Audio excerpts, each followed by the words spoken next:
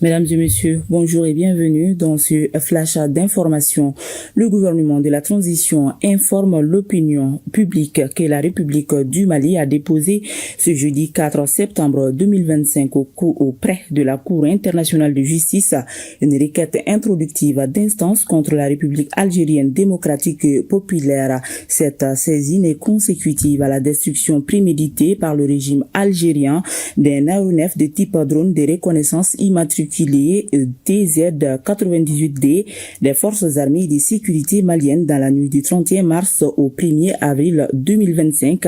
à Tizanwaten dans la région de Kidal. À cet égard, le gouvernement de la transition rappelle la tenue de son communiqué numéro 73 du 6 avril 2025 ainsi que ses différentes requêtes restées sans suite jusqu'à ces jours qui ont consisté à demander aux autorités algériennes les éléments probants de la prétendue violation de leur espace aérien par le dit drone. Le gouvernement de la transition rappelle que cette destruction du drone à l'intérieur du territoire malien constitue non seulement une agression, un acte hostile, inamical et condescendant de l'Algérie, mais aussi et surtout une violation manifeste du principe de non-recours à la force et un acte d'agression au regard de la résolution ARS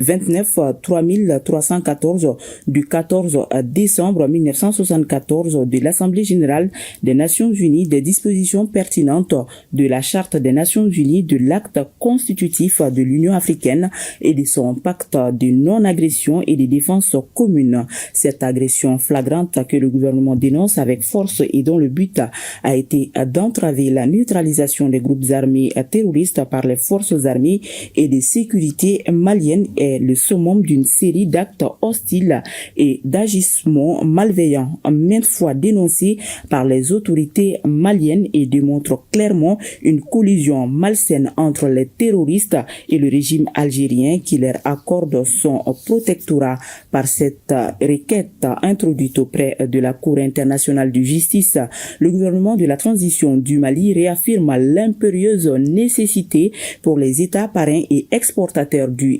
terrorisme au Sahel de cesser d'être une menace à la paix et à la sécurité régionale et de travailler de bonne foi pour contribuer à la stabilité, seul gage de la sécurité collective et du développement durable. Que Dieu bénisse le Mali et préserve les Maliens. Merci de l'avoir suivi. Bonne suite de programme.